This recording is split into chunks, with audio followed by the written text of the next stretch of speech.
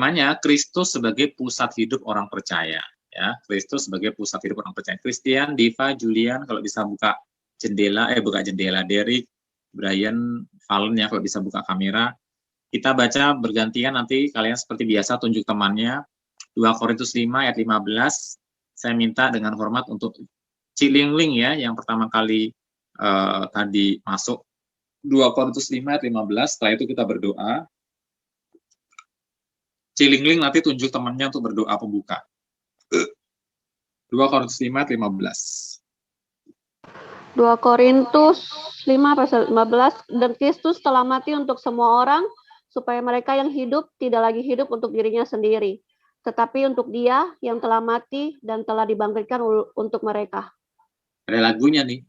Hidupku bukannya aku lagi, tapi Kristus dalamku. Ya kan, ada lagunya kan? Ya, hidupku bukannya aku lagi, tapi Kristus dalamku. Nah, itu. Jadi Kristus telah mati untuk semua orang, supaya mereka yang hidup tidak lagi hidup untuk dirinya sendiri, tapi untuk Dia yang telah mati dan telah dibangkitkan untuk mereka. Kita berdoa ya, sebelum kita bahas 2 Korintus 5 ayat 15 ayat yang penting ini. Silakan kakak si Lingling tunjuk siapa? Christian boleh. Christian, monggo Christian buka kameranya, kita berdoa. Halo, apa? Teman-teman dan Pak Guru, mari kita bersatu dalam doa. Berdoa dimulai. Tuhan, sedang kami akan katekisasi, kiranya Engkau memberikan kami lancaran dari awal hingga akhir. Dan Engkau juga memberkati percaya yang akan mengajar kami, Tuhan. Dalam nama Tuhan Yesus, kami sudah berdoa. Amin. Amin. Thank you, Christian. 2 Korintus 5 ayat 15, dan Kristus telah mati untuk semua orang, supaya mereka yang hidup tidak lagi hidup untuk dirinya sendiri, tetapi untuk Dia yang telah mati dan telah dibangkitkan untuk mereka. Nah, teman-teman perhatikan ya, kata semua orang ini. Apakah maksudnya benar-benar semua orang di dunia? Kenyataannya ada orang-orang yang matinya di luar Tuhan, tidak hidup untuk Tuhan. Nah, jadi kata semua orang ini ditujukan untuk siapa nih? Kristus telah mati untuk semua orang. Ya jelas, untuk mereka yang dicatat di kalimat berikutnya. Mereka yang hidup tidak lagi hidup untuk dirinya sendiri, tetapi untuk Dia yang telah mati dan telah dibangkitkan untuk mereka. Coba kata mereka ini diganti dengan namamu masing-masing. Valen contohnya ya. Dan Kristus telah mati untuk semua orang, supaya Valen yang hidup tidak lagi hidup untuk dirinya Valen sendiri, tetapi untuk Dia, Kristus, yang telah mati dan telah dibangkitkan untuk Valen. Nah, saya ganti namanya Valen. Kamu kasih tahu saya mesti pakai nama siapa?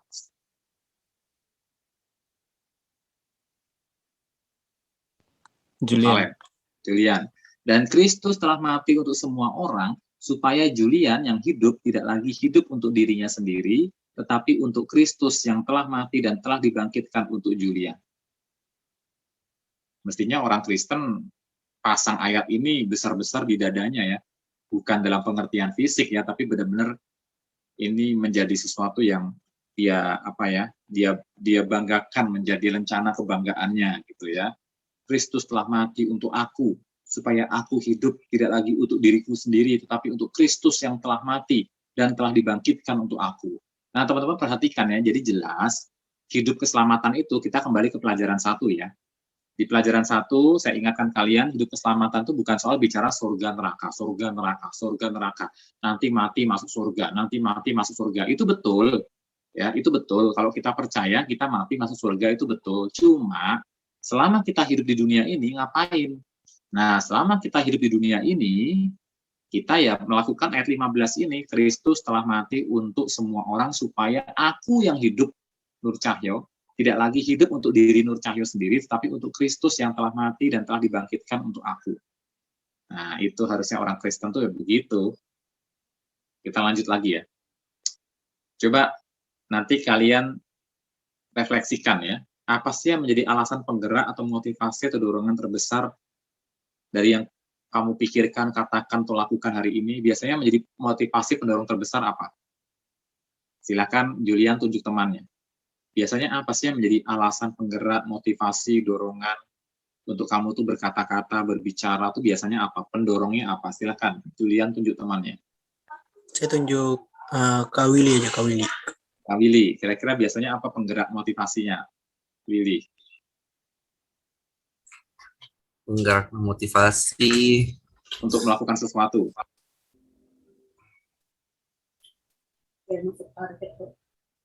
oh kalau untuk pekerjaan sih yang bergerak tentunya kan pasti ada target yang kita mau capai. Iya. Itu bisa dalam bentuk apa? Uang, Uang, jabatan, oh gitu bonus. ya. Sebetulnya itu nggak salah ya, itu nggak salah, tetapi harus ditundukkan ke dalam tujuan yang lebih tinggi. Jadi kita nggak salah sih, misalnya saya belajar tujuannya untuk lulus kuliah, itu kan nggak salah ya. Saya belajar targetnya supaya semester ini dapat nilai 9, itu nggak salah.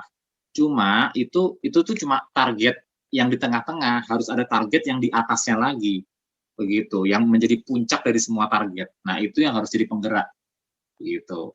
Ya, jadi supaya apa?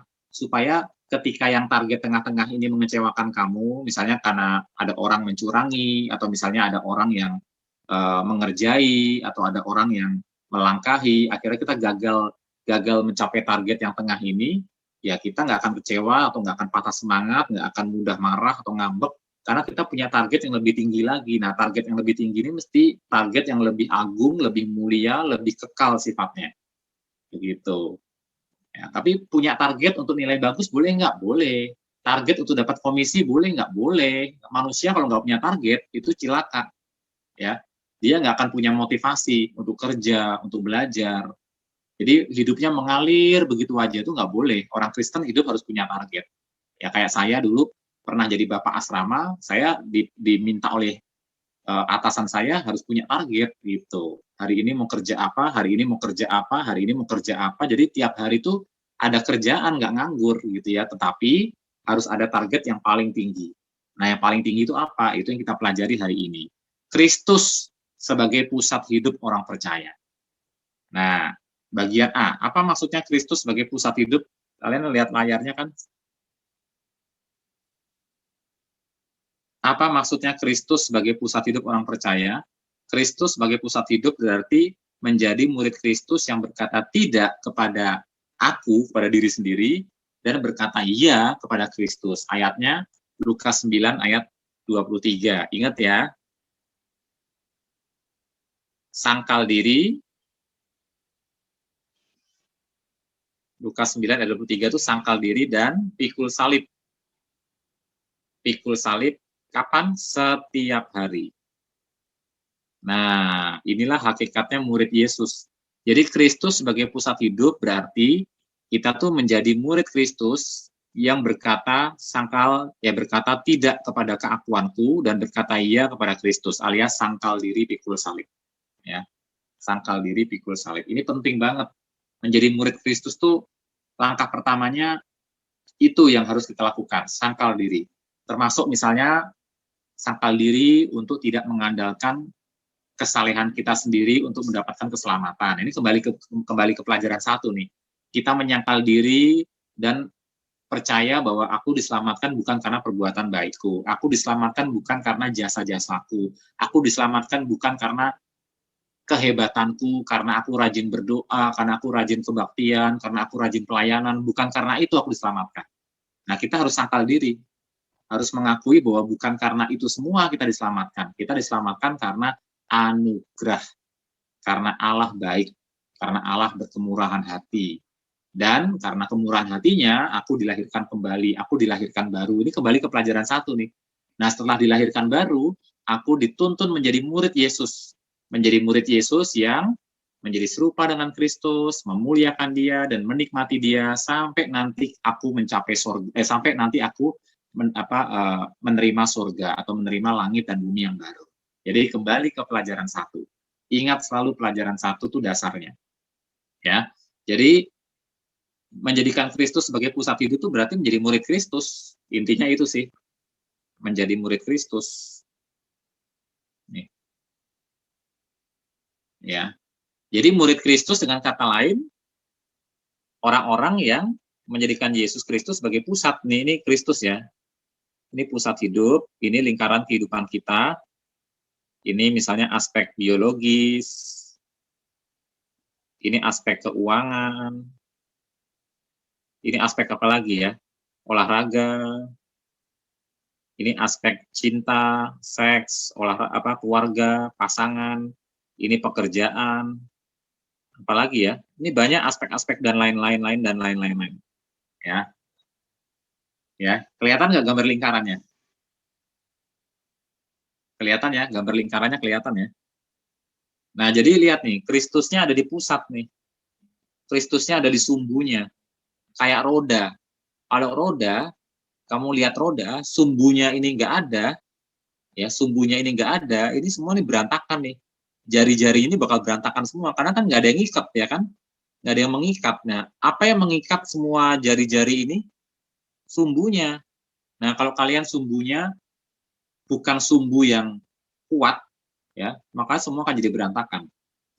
Kehidupan biologis berantakan, makan minum jadi nggak teratur, ya kan, keuangan juga berantakan, olahraga juga nggak disiplin, kehidupan cinta dan seksual juga kacau, pekerjaannya juga berantakan. Karena apa? Karena Kristus tidak menjadi pusat hidup. Nah, kalau Kristus menjadi pusat hidup dan firman-Nya memerintah kita, semua aspek hidup akan diatur. Jadi kehidupan seks, cinta, pernikahan, relasi dengan suami istri juga akan baik. Nanti ini penting bagi Willy yang akan menikah dan Desi ya. Kalau kehidupan pernikahan kalian, Kristus tidak menjadi pusat hidup, ya siap-siap aja berantakan. Orang yang kita aja orang Kristen yang sudah benar-benar berusaha menjadi murid aja kadang-kadang masih banyak ininya ya, pergumulannya ya, apalagi kalau kita tidak menjadikan Kristus sebagai pusat hidup begitu ya. Biarkan dia yang menjadi pusat kehidupan keluarga kita, ya, mengatur semua yang lain-lain ini. Oke ya.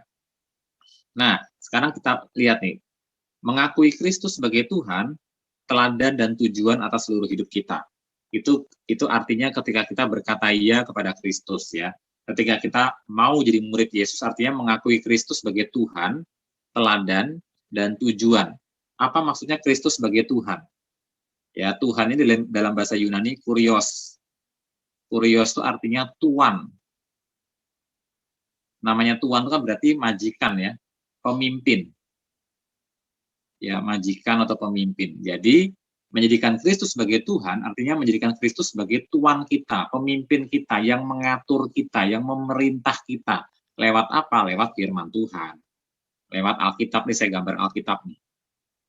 Nih, lewat Alkitab. Jadi Tuhan memimpin kita menjadi Tuhan dalam hidup kita itu lewat firman Tuhan, lewat Alkitab. Bukan lewat mimpi-mimpi, bukan lewat penglihatan-penglihatan, bukan. Lewat Alkitab, itu utamanya. Ya. Oke, sekarang kita lihat. Jadi mengakui Kristus sebagai Tuhan. Silakan tulis di sini sebagai Tuhan. Atas seluruh kehidupan kita. Silakan tulis di garis yang kosong itu ya. Nomor 1. Mengakui Kristus sebagai Tuhan. Silakan baca Roma 12 ayat 1. Siapa yang mau baca? Yang tadi terakhir saya tunjuk siapa ya? Atau mulai dari Kenny aja deh. Nanti Kenny tunjuk temannya. Roma 12 ayat 1. Roma 12 ayat 1. Persembahan yang benar. Karena itu, saudara-saudara, demi kemurahan Allah, aku menasihatkan kamu supaya kamu mempersembahkan tubuhmu sebagai persembahan yang hidup, yang kudus dan yang berkenan kepada Allah. Itu adalah ibadahmu yang sejati. Perhatikan ya, ibadah yang sejati itu bukan berhubungan dengan nyanyian yang merdu. Ibadah sejati itu tidak berhubungan dengan uang yang banyak, kolektor yang banyak. Ibadah yang sejati itu tidak berhubungan dengan kerapihan ketika kamu datang ke ruang kebaktian. Tidak. Ibadah yang sejati itu berkenaan dengan apa? Persembahkanlah tubuhmu sebagai persembahan yang hidup, yang kudus, dan yang berkenan. Persembahkanlah tubuhmu. Itu adalah ibadahmu yang sejati. Sebetulnya ada dua sih. Ibadah yang sejati itu ya, 1, persembahkan tubuh. Yang kedua itu memperhatikan orang yang miskin, janda-janda, dan anak-anak yatim. Nah, itu persembahan sejati. Jadi persembahan sejati itu ada 2 itu sebenarnya. Ya. Jadi bukan sekedar nyanyi merdu, bukan sekedar hafal ayat Alkitab, bukan. Karena setan pun hafal ayat Alkitab, bahkan setan lebih hafal dari kalian ayat Alkitab. Ya. Dan setan pun menggoda kita menggunakan ayat Alkitab juga. Tetapi yang disebut ibadah sejati itu mempersembahkan tubuh kita untuk dipakai sebagai alatnya Tuhan, kemuliaan Tuhan, dan di bagian Alkitab lain, persembahan sejati itu, ibadah sejati itu adalah memperhatikan janda-janda, anak-anak yatim, gitu-gitu. Itu persembahan sejati, ibadah yang sejati ya. Oke, sekarang kita lihat ke materi lagi ya. Nah, ini saya gimana cara ngapusnya ya. Di sini kok nggak ada penghapusnya ya. Aduh, kenapa nih? Coba, kalau saya hapus, oh bisa. Bagus. Saya pakai ini saja. Nah, jadi nomor 1, Yesus sebagai pusat hidup artinya mengakui Kristus sebagai Tuhan. Ya, mengakui Kristus sebagai Tuhan, Tuhan kita. Nah, karena itu kalian ajukan pertanyaan kunci kepada diri kalian sendiri. Ya, setiap kali kalian bertemu dengan sesuatu yang menimbulkan kebingungan, pilihan-pilihan ya, kalian tanya pertanyaan kuncinya. Apakah hal ini sesuai dengan kehendak Kristus atau tidak ya? Apakah yang saya lakukan ini sesuai dengan kehendak Kristus dalam firman Tuhan atau tidak ya? Apakah yang saya perbuat ini sesuai dengan kehendak Kristus dalam firman-Nya atau tidak? Coba tanyakan itu. Ya. Nomor 2. Menjadikan Kristus sebagai teladan. Contoh yang berjalan di depan memberikan contoh atas seluruh kehidupan kita. Ya. Kita nggak usah baca semua ayat. Coba baca 2 Korintus 3:18, silakan. Tadi tunjuk temannya. Siapa namanya? Kenny, tunjuk temannya. Derek. Oh, nggak buka kamera. 2 Korintus 3 ayat 18.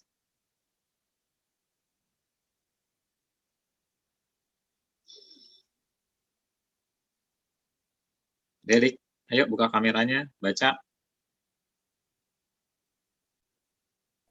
2 Korintus 3 ayat 18, dan kita semua mencerminkan kemuliaan Tuhan dengan muka yang tidak berselubung, dan karena kemuliaan itu datangnya dari Tuhan yang adalah Roh, maka kita diubah menjadi serupa dengan gambarnya dalam kemuliaan yang semakin besar. Oke, terus Derek tunjuk temannya baca Roma 8 ayat 10.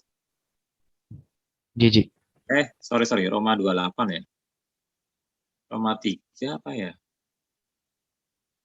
Coba, saya lupa ya. Bukan. Sebentar ya, saya lupa ayatnya nih. Tadi berapa ya? Roma 8 ayat 30, sorry.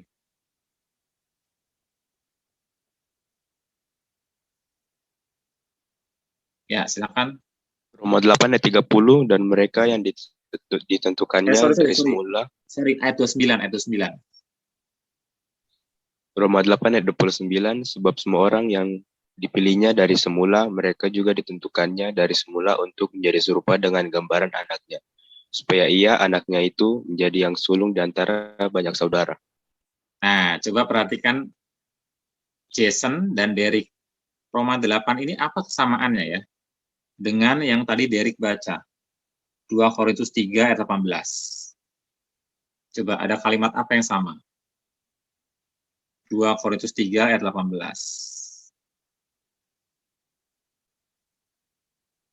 Apa yang sama dari 2 ayat tadi?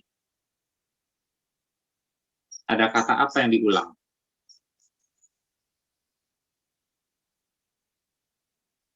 Coba sekarang Roma 8 lagi ya. Ayat 29 lagi. Ada kata apa yang diulang? Yang sama.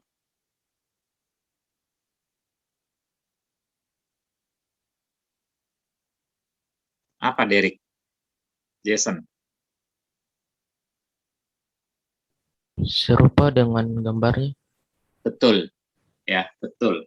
Jadi kita anak-anak Tuhan dituntun oleh Tuhan untuk menjadi semakin serupa dengan gambar Kristus, gambar anaknya.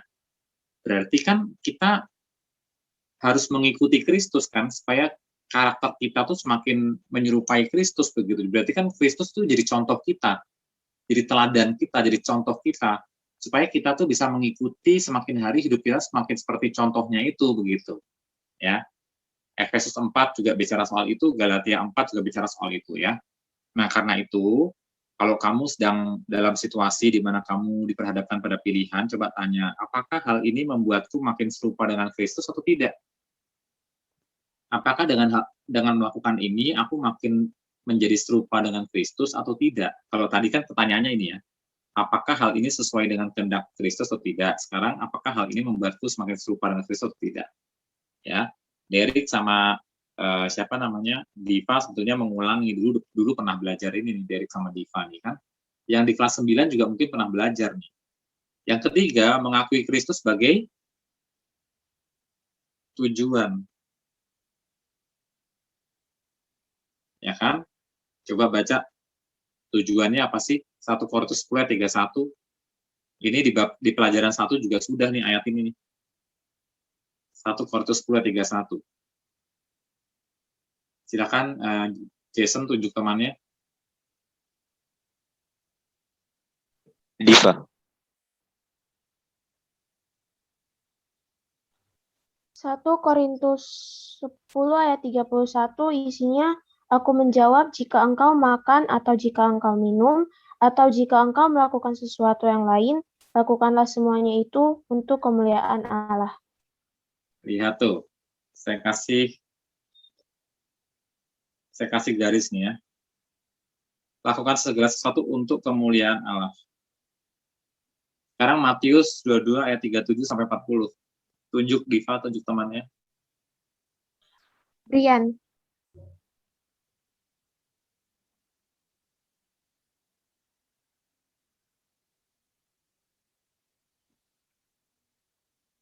Brian Hartanto.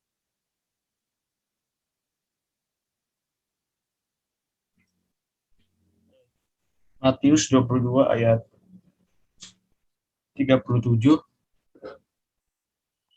Jawab Yesus kepadanya, kasihlah Tuhan Allahmu dengan segenap hatimu dan dengan segenap jiwamu dan dengan segenap akal budimu. Itulah hukum yang terutama dan yang pertama. Dan hukum yang kedua yang sama dengan itu, ialah kasihlah sesama manusia seperti dirimu sendiri. Pada kedua hukum inilah tergantung seluruh hukum Taurat dan kitab para nabi. Lihat tuh, menyatakan kasih kepada Allah. Jadi, teman-teman, mengakui Kristus sebagai tujuan atas seluruh hidup kita, artinya kalian belajar, tanyakan pada dirimu, apakah yang saya lakukan ini menyatakan kasihku kepada Allah dan memuliakan Kristus atau tidak? Nah, itulah artinya menjadikan Kristus sebagai Tuhan, sebagai pusat hidup. Kristus sebagai pusat hidup itu artinya itu. Tanyakan pada dirimu, apakah hal ini sesuai dengan kehendak Kristus atau tidak? Tanyakan pada dirimu, apakah hal ini membuatku semakin serupa dengan Kristus? Tanyakan pada dirimu, apakah hal ini menyatakan kasihku kepada Kristus dan memuliakan Kristus atau tidak? Karena apa?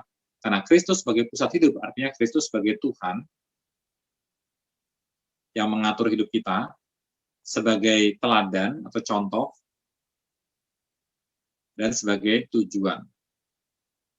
Nah, ini jangan dilupakan ya. Jangan dilupakan. 3 pertanyaan ini yang setiap hari, apapun yang kamu lakukan, tanyakan ini. Terutama anak-anak muda nih ya. Banyak tantangannya nih. Apakah ini sesuai kehendak Kristus ya? Aku menghabiskan waktu sia-sia hanya untuk hal-hal yang nggak penting. Apakah hal ini membuatku makin serupa dengan Kristus kalau aku tuh ya melakukan tindakan ini, apakah itu mencontoh Kristus atau tidak ya? Apakah aku tuh mengasihi dan memuliakan Kristus dengan melakukan ini ya? Silakan tanyakan 3 pertanyaan ini aja. Ya. Jadi Pak Cahyo tidak larang kalian melakukan hobi kalian ya. Kalian punya hobi apa saja silakan.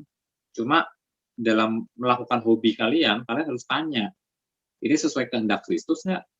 Ini makin membuatku makin serupa dengan Kristus nggak? Atau malah makin membuatku makin kayak setan ya, gitu ya? Apakah hal ini menyatakan kasihku dan memuliakan Kristus atau enggak? Gitu ya. Yang muda-muda, Jangan lupa tanyakan hal ini, ya. Mumpung hidup kalian masih Tuhan kasih kesempatan dengan punya kekuatan menjalankan hidup ini dengan tenaga muda kalian. Singkatnya, hidup lama berpusat pada aku, hidup baru berpusat pada Kristus. Mau pilih lingkaran di mana aku di tengah, atau lingkaran di mana Kristus di tengah. Ya, terserah mau pilih lingkaran di mana. Kalau yang di sini ya berantakan nih. Ini berantakan nih. Siap-siap aja kacau. Isinya pertengkaran, isinya konflik, keributan, dan sebagainya. Tapi kalau Kristus sebagai pusat, semua akan Tuhan atur. Ya. Oke. Nah, sekarang kita lihat poin B. Sampai sini ada pertanyaan nggak, guys? Ada pertanyaan nggak? Ini udah mau selesai. Ada pertanyaan nggak untuk poin A ini? Diva, ingat nggak apa yang pernah nggak pelajari ini? Pernah. Ingat nggak pernah belajar? Pernah ya? Iya. Tapi nanti bagian C-nya lain, Diva. Bagian C-nya saya sudah ubah soalnya. Bagian A dan B-nya mungkin Julian, siapa? Christian, Jason, Diva mungkin sudah pernah belajar ya.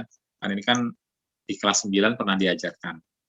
Nah, sekarang bagian B. Mengapa Kristus patut menjadi pusat hidup orang percaya? Jangan lupa nanti kita habis ini foto bareng ya. Kita selama katekisasi nggak pernah foto bareng loh. Nanti yang punya laptop tolong fotokan ya. Diva ada laptop nggak? Ini pakai laptop. Saya lagi pakai. Ya, nanti tolong difotokan ya setelah ini ya. Bagian B, mengapa alasannya Kristus itu patut menjadi pusat hidup kita? Ingat, Kristus menjadi pusat itu apa saja tadi? Ada 3 apa saja? Kristus sebagai apa tadi? Tuhan, teladan, terus tujuan. Teladan atau contoh, terus apa lagi? Tujuan. Nah, jangan lupa ya. Nah, Kristus menjadi pusat hidup. Mengapa menjadi pusat hidup? Nah, Kristus patut menjadi pusat hidup orang percaya karena atau mengingat 1. Silakan dibaca oleh siapa, ini dibaca oleh siapa, ini dibaca oleh siapa. Kolose 1 ayat 15 sampai 16, silakan.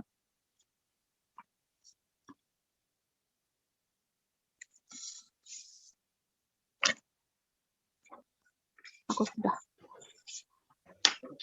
Ia adalah gambar Allah yang tidak kelihatan, yang sulung lebih utama dari segala yang diciptakan.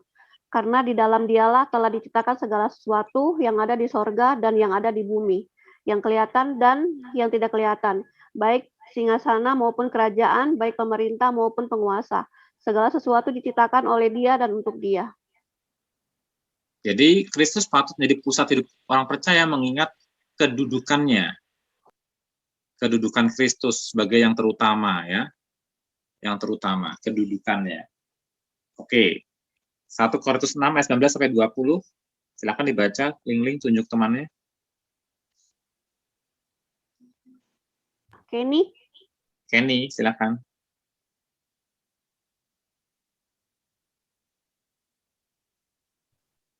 Atau tidak tahukah kamu bahwa tubuhmu adalah bait Roh Kudus yang diam dalam kamu, Roh Kudus yang kamu peroleh dari Allah, dan bahwa kamu bukan milik kamu sendiri, sebab kamu telah dibeli dan harganya telah lunas dibayar, karena itu muliakan Allah dengan tubuhmu.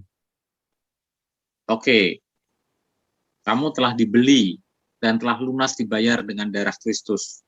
Kamu telah ditebus, itu maksudnya ya. Ditebus. Oke, 2 Korintus 5:15. Silakan Kenny tunjuk temannya. Derek. 2 Korintus 5 ayat 15. Dan Kristus telah mati untuk semua orang, supaya mereka yang hidup tidak lagi hidup untuk dirinya sendiri, tetapi untuk Dia yang telah mati dan telah dibangkitkan untuk mereka. Ya. Jadi, mengapa Kristus penting menjadi layak menjadi pusat hidup orang percaya? Selain karena kedudukannya yang agung dan utama, ingat, Dia telah melakukan karya penebusan bagi kita. Karena karya penebusannya karena karya penebusan yang dikerjakannya.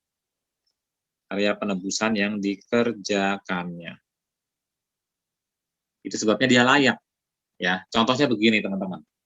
Ya, ada seorang perempuan kulit hitam diperjualbelikan di pasar budak, karena zaman dulu kan Amerika memperjualbelikan budak ya. Jadi wanita-wanita kulit hitam dari Afrika diperbudak, dijual-belikan, ditaruh di alun-alun, dipajang di alun-alun, dirantai, kemudian terjadi tawar-menawar, ayo siapa? Jadi orang-orang bule-bule itu ya, yang orang-orang kulit putih itu zaman dulu itu tawar-menawar, ayo siapa yang mau beli budak ini kuat, dia bisa bekerja di kebun, ayo siapa yang mau beli? Ya, saya mau beli $5. Siapa lagi yang menawar lagi? Ya, saya mau beli $10. Akhirnya ditawar-menawar. Nah, pada saat itu, lewatlah seorang anak muda yang sedang mencari baru pulang dari tempat pekerjaannya, dan dia tuh sengaja bekerja merantau itu untuk mencari emas. Nah, dia berhasil menemukan tambang emas, dia jadi orang kaya. Nah, pemuda kaya ini nggak sengaja lewat situ, dan dia merasa jijik sekali melihat ada perbudakan manusia, ada jual beli manusia tuh dia jijik banget begitu ya. Dia nggak suka, karena manusia itu kan gambar Allah ya, nggak boleh diperjualbelikan. Akhirnya, tapi karena dia melihat daripada budak wanita ini jatuh ke tangan orang yang jahat, akhirnya dia beli, dia tawar dengan harga tertinggi, dan tidak ada lagi orang lain yang sanggup membelinya, dia beli itu cewek ya. Jadi perempuan budak itu dia beli, dia terima surat-suratnya, dia diserah terimakan, ini surat-suratnya, ini dokumennya, sekarang budak ini sah milik kamu. Nah, akhirnya si budak itu dibawa pergi ya. Anak muda kaya ini membawa pergi budak perempuan itu. Nah, di tengah jalan, tiba-tiba laki-laki muda kaya ini berkata begini, Nona, ini surat jual belinya ada di tangan saya, sekarang surat jual beli ini saya serahkan ke kamu. Kamu saya jadikan orang merdeka. Kamu bebas pergi kemana aja, kamu bukan lagi budak, karena sekarang kamu saya sudah bayar lunas, dan sekarang saya merdekakan kamu, kamu silahkan pergi kemana saja silahkan. Kamu sudah jadi orang merdeka, bukan lagi budak. Karena saya sudah bayar lunas, begitu ya. Nah, apa yang dilakukan oleh budak perempuan kulit hitam tadi? Dari Afrika, ya. Budak perempuan itu, waktu dibebaskan, dia malah nangis, sejadi-jadinya dia terharu, dia mengatakan, Tuhan baik sekali. Tuhan telah membayar saya lunas, tetapi saya bukannya dijadikan budak, malah saya dimerdekakan, saya dipersilahkan pergi. Tuhan, saya sangat berterima kasih sekali. Karena kebaikan hati Tuhan, saya berjanji, mulai detik ini saya akan mengabdikan hidup saya kepada Tuhan. Seumur hidup saya akan melayani Tuhan, dan Tuhan akan menerima pengabdian saya. Saya akan ikut kemanapun Tuhan pergi. Nah, saudara perhatikan ya, budak ini sudah jadi orang merdeka atau belum?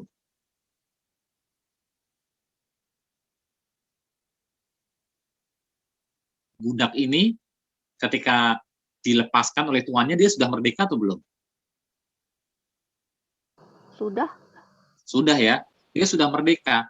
Tetapi dalam kemerdekaannya itu, kini dia menghambakan diri, kini dia melayani tuannya yang telah mengasihi dia sebegitunya.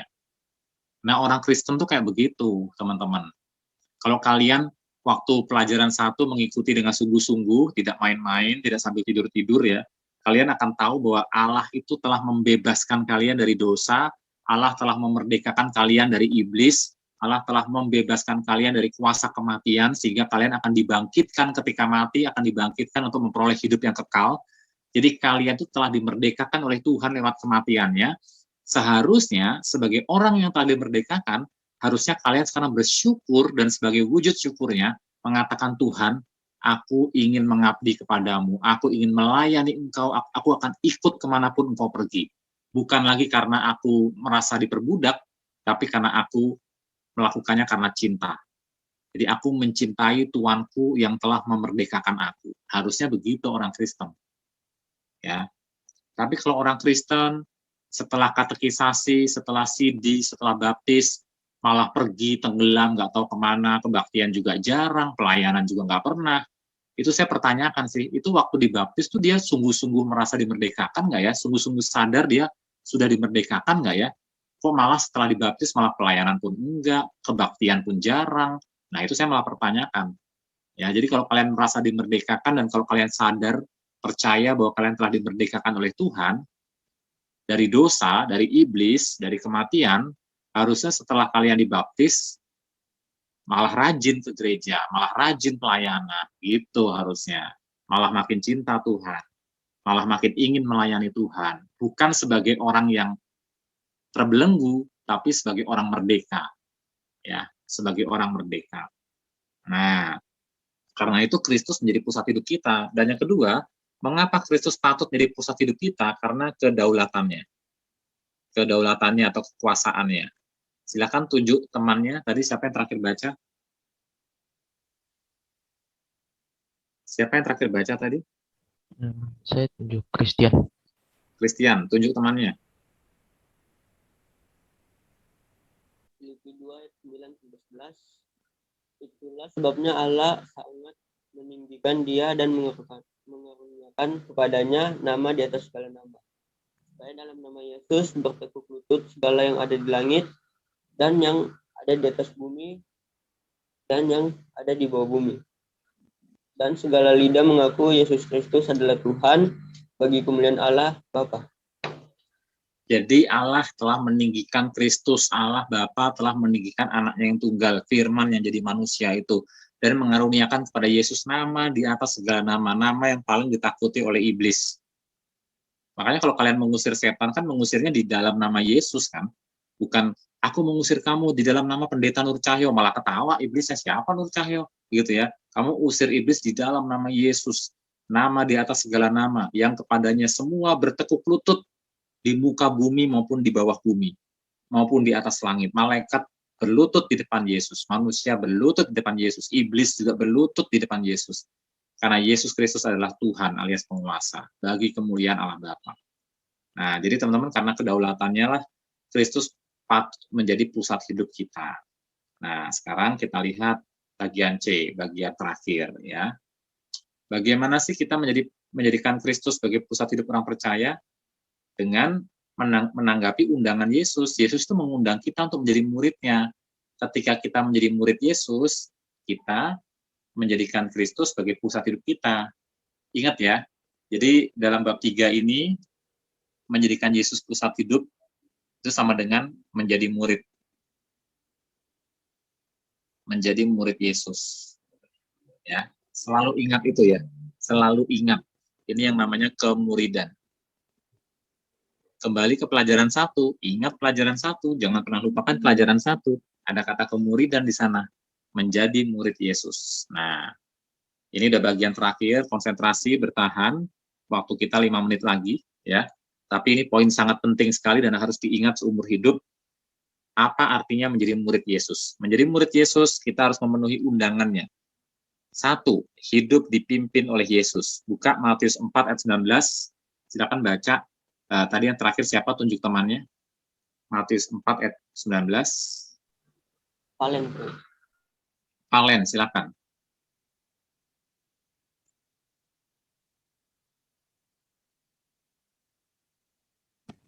Matius 4 ayat 19, Yesus berkata kepada mereka, mari ikutlah aku dan kamu akan kujadikan pejala manusia. Lihat, Yesus berkata, mari ikut aku, ikut Yesus. Apa artinya ikut Yesus? Berarti kan Yesusnya di depan kan? Yesus di depan, ya, kitanya di belakang. Ini Valen, ini Valen di belakang. Berarti kan Valen mengikuti Yesus kan? Berarti Yesusnya memimpin kan? Nah, berarti ikut aku, kata Tuhan Yesus, berarti Tuhan Yesus menjadi pemimpin kita. Kita hidup dipimpin oleh Yesus. Nah, apa artinya dipimpin oleh Yesus? Sama dengan ini nih. Artinya sama dengan 2 Korintus 5 ayat 15. Ya. Tidak lagi hidup untuk dirinya sendiri, tetapi hidup untuk Dia. Nah, itu artinya hidup dipimpin oleh Yesus ya. Jadi, dipimpin oleh Yesus artinya ini nih. Tidak lagi hidup untuk diri sendiri, tapi untuk Dia. Ini sama artinya dengan ini. Ya, sama saja artinya. Hidupku bukannya aku lagi, tapi Kristus dalamku. Hidupku bukannya aku lagi, tapi Kristus dalamku. Nah, ya, jadi hidupku bukan untuk aku lagi. Oke ya, itu menjadi murid Yesus. Jadi poin pertama untuk kalian menjadi murid Yesus adalah tidak lagi mengandalkan diri sendiri, baik dalam hal keselamatan maupun dalam hal apapun juga. Mengikut Yesus, dipimpin oleh Yesus, tidak lagi hidup untuk diri sendiri alias sangkal diri. Bukan sangkal putung ya, sangkal diri. Itu pintu pertama untuk menjadi murid Yesus, sangkal diri. Nah, teman-teman, tinggal tanya saja, kalau memang saya di katekisasi ini mau diajar untuk belajar menjadi murid Yesus, apa sih yang harus saya sangkali? Coba kalian gumuli ya, apa sih yang mesti saya sangkali? Kan di pelajaran 1 kalian sudah mendaftarkan dosa-dosa apa saja yang mesti kalian tinggalkan. Nah, itu artinya menyangkal diri. Menyangkal diri itu meninggalkan dosa. Nah, itu sudah dipraktekkan belum? Ada yang menulis ke saya, mau belajar meninggalkan dosa, tidak lagi melihat gambar-gambar kotor. Ada yang bicara tentang kesabaran, ada yang bicara tentang pengampunan, pengen belajar mengampuni orang lain. Nah, itu sudah dilakukan belum? Menjadi murid Yesus itu harus sangkal diri, pikul salib. Sangkal diri artinya tidak lagi hidup untuk diri sendiri. Itu artinya dipimpin oleh Yesus, itu artinya ikut Yesus. Nah, sekarang, apalagi Yesus katakan tadi, Valen mengatakan, ikut aku, kemudian apalagi? Ikut aku, dan kamu akan kujadikan penjala manusia, kata Tuhan Yesus. Ini artinya apa? Diubah oleh Yesus. Diubah atau diproses oleh Yesus. Tidak hanya dipimpin, tapi diubah dan diproses oleh Allah.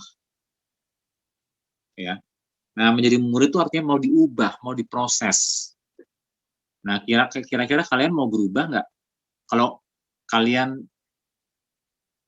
mau dibaptis, tapi tidak mau berubah, mendingan nggak usah. Gitu, percuma. Terus apa arti baptisannya? Kalau kalian mau di CD, tapi nggak mau berubah, nggak mau diproses, mendingan nggak usah di CD, buang-buang waktu. Kalian mesti ulang ikut katekisasi lagi, satu tahun lagi, 1 semester lagi. Ya, jadi kalau memang pengen dibaptis, pengen di CD, tunjukkan dong dengan perubahan. Karena menjadi murid Yesus berarti kamu akan kujadikan. Artinya diubah, diproses. Lihat nih, contoh diprosesnya bagaimana? Nih, Paulus menunjukkan contoh bagaimana dia diubah. Tidak lagi menilai seseorang menurut ukuran manusia. Ya, tidak lagi menilai seseorang menurut ukuran manusia. Jadi kita melihat sesama kita sekarang dengan pikiran yang benar. Tidak lagi melihat sesama kita tuh sebagai apa ya?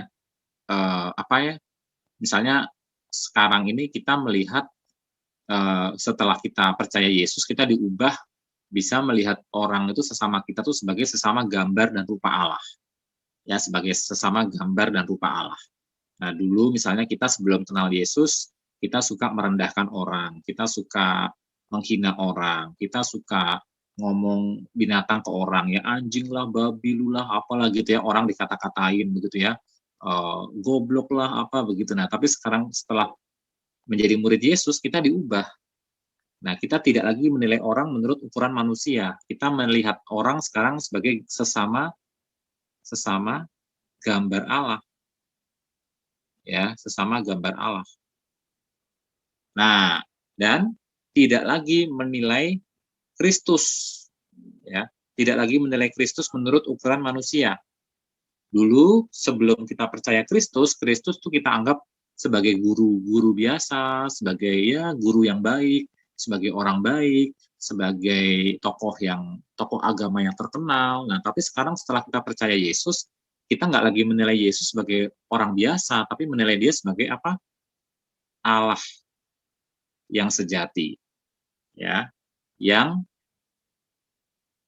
juga adalah manusia sejati, yang mati dan bangkit untuk menebus dosa-dosa kita. Nah, jadi kita sekarang cara melihat Kristus pun sudah berbeda. Nih, barang siapa ada di dalam Kristus, ia adalah ciptaan baru, yang lama sudah berlalu, yang baru sudah datang. Ini artinya diproses oleh Allah. Yang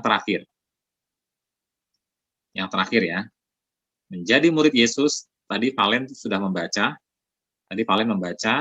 ya, kamu akan kujadikan penjala manusia. Kujadikan penjala manusia. Nah, apa artinya menjala manusia? Artinya kita diutus untuk memuridkan kembali orang lain, ya, untuk memberitakan Injil. Ini PI ini artinya pemberitaan Injil dan memuridkan orang lain, memuridkan orang lain.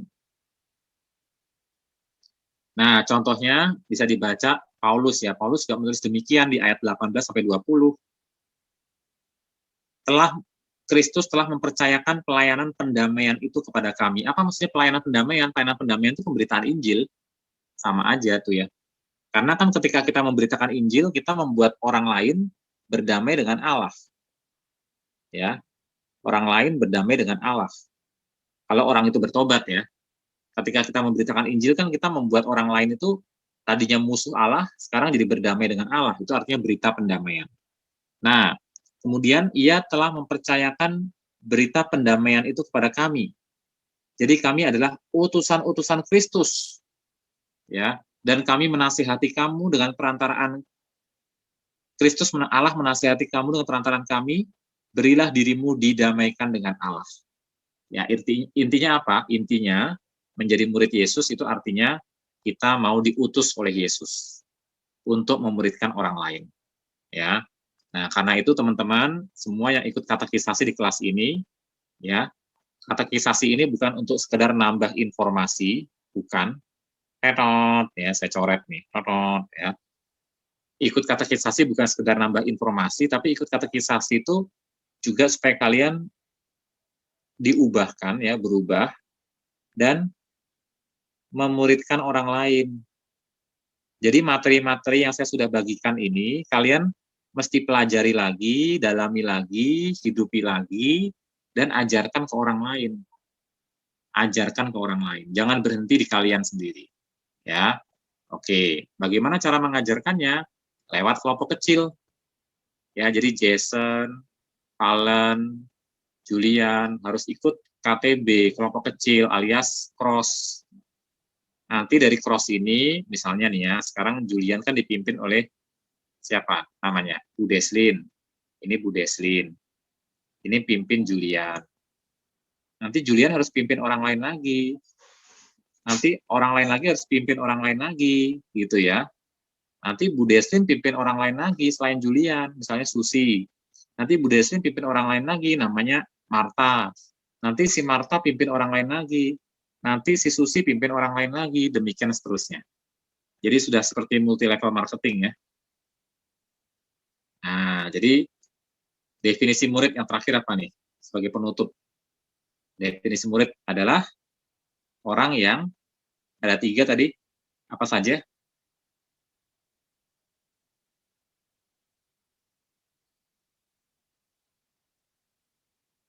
Apa definisi murid? Orang yang titik-titik ada 3.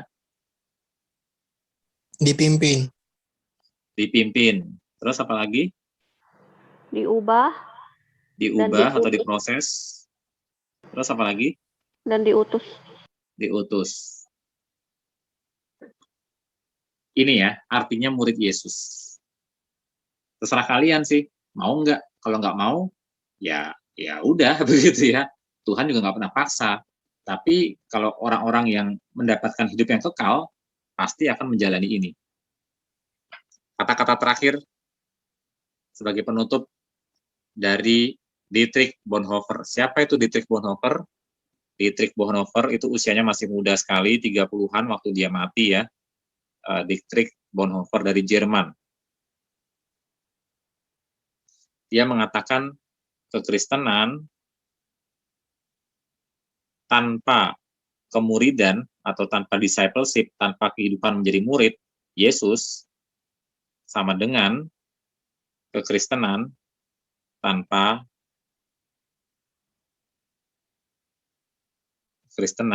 Kristus. Nah, itu perhatikan, nih kalimat penting banget nih.